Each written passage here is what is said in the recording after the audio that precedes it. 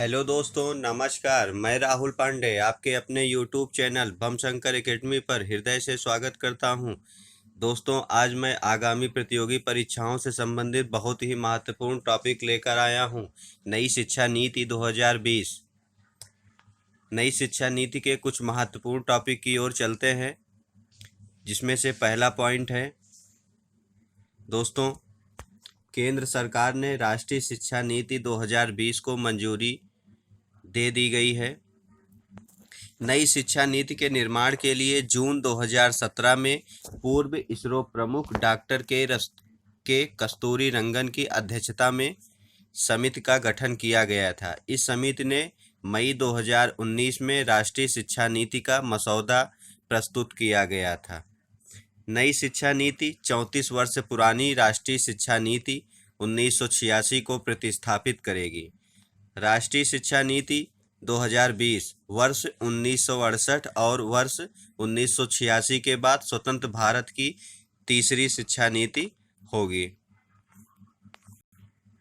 नई शिक्षा नीति के अंतर्गत ही महत्वपूर्ण टॉपिक है सरकारी स्कूलों में क्या क्या बदलाव हुआ है। मैं आपको बता दूं दोस्तों, अभी तक सरकारी स्कूल पहली कक्षा से शुरू होते थे, लेकिन नई शिक्षा नीति लागू होने के बाद पहले बच्चे को 5 साल के फाउंडेशन स्टेज से गुजरना होगा। उसके बाद फाउंडेशन स्टेज के आखिरी 2 साल पहली कक्षा और दूसरी कक्षा के होंगे। 5 साल के फाउंडेशन स्टेज के बाद बच्चा तीसरी कक्षा में जाएगा। इसलिए सरकारी स्कूलों में तीसरी कक्षा से पहले बच्चों के लिए 5 लेवल और बनेंगे। इसमें पहला पॉइंट है 5+3+3+4 के नए स्कूल एजुकेशन सिस्टम में पहले 5 साल 3 से 8 साल के बच्चों के लिए होगा। उसके बाद 3 साल 8 से 11 साल के बच्चों के लिए होगा। उसके बाद 3 साल 11 से 14 साल के बच्चों के लिए और स्कूल में होगा। सबसे अंतिम में 4 साल 14 से 18 साल के बच्चों के लिए निर्धारित किए गया है। नई शिक्षा नीति से संबंधित दोस्तों नेक्स्ट टॉपिक है रोजगार परक शिक्षा 6ठी कक्षा से। रोजगार परक शिक्षा 6वीं कक्षा से ही प्रदान की जा सकेगी नई शिक्षा नीति के तहत। नई शिक्षा नीति में अब 6ठी कक्षा से ही बच्चे को प्रोफेशनल और स्किल की शिक्षा दी जाएगी तथा स्थानीय स्तर पर इंटर्नशिप भी कराई जाएगी। अगला है व्यावसायिक शिक्षा और कौशल विकास पर जोर दिया जाएगा। दोस्तों, नई शिक्षा नीति के तहत 10वीं और 12वीं की बोर्ड परीक्षा को सुगम और सरल बनाया गया है। इसमें पहला टॉपिक है दोस्तों 10वीं और 12वीं की बोर्ड परीक्षाओं में बड़े बदलाव किए जाएंगे, जैसे साल में 2 बार परीक्षा कराना। अब नई शिक्षा लागू होने के बाद 10वीं और 12वीं की बोर्ड परीक्षा में साल में 2 बार परीक्षाएं होंगी। दो हिस्सों में वस्तुनिष्ठ और व्याख्यात्मक श्रेणियों में इन्हें विभाजित किया गया है। बोर्ड परीक्षाओं में मुख्य जोर ज्ञान के परीक्षण पर होगा, ताकि छात्रों में रटने की प्रवृत्ति पूरी तरीके से खत्म की जा सके। नई शिक्षा नीति के तहत अगला टॉपिक है जो बहुत ही महत्वपूर्ण टॉपिक है दोस्तों, इसको ध्यान से सुनिएगा। नई मातृभाषा में पढ़ाई 5वीं कक्षा तक। नई शिक्षा नीति में 5वीं तक और जहां तक संभव हो सके 8वीं तक मातृभाषा में ही शिक्षा उपलब्ध कराई जाएगी। नई शिक्षा नीति 2020 के तहत एमफिल को पूरी तरीके से समाप्त कर दिया गया है। देश की नई शिक्षा नीति लागू होने के बाद अब छात्रों को एमफिल नहीं करना होगा। एमफिल के कोर्स नई शिक्षा नीति में निरस्त कर दिया गया है। नई शिक्षा नीति लागू होने के बाद अब छात्र ग्रेजुएशन, पोस्ट ग्रेजुएशन और उसके बाद सीधे पीएचडी कर सकेंगे। बहुत ही महत्वपूर्ण टॉपिक है।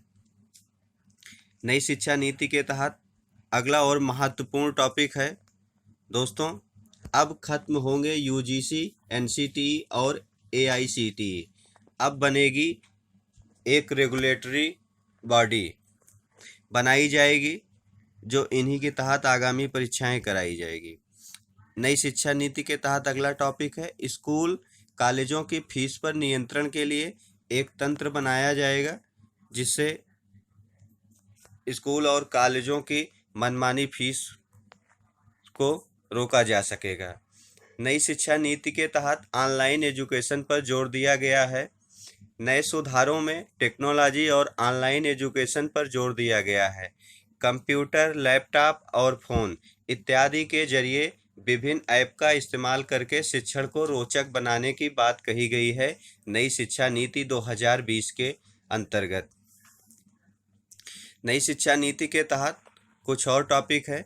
सभी जिलों में कला, करियर और खेल संबंधी गतिविधियों में भाग लेने के लिए एक विशेष बोर्डिंग स्कूल के रूप में बाल भवन स्थापित किया जाएगा।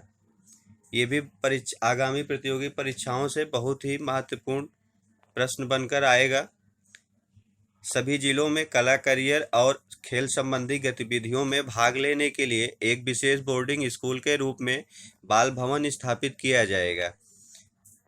नई शिक्षा नीति के अंतर्गत सबसे आगामी प्रतियोगी परीक्षाओं के लिए सबसे महत्वपूर्ण प्रश्न, मानव संसाधन विकास मंत्रालय का नाम बदलकर अब शिक्षा मंत्रालय कर दिया गया है, जो बहुत ही महत्वपूर्ण प्रश्न है। नई शिक्षा नीति के तहत कुछ महत्वपूर्ण टॉपिक, छोटे छोटे प्रश्न हैं जो मैं आपके लिए लेकर आया हूँ।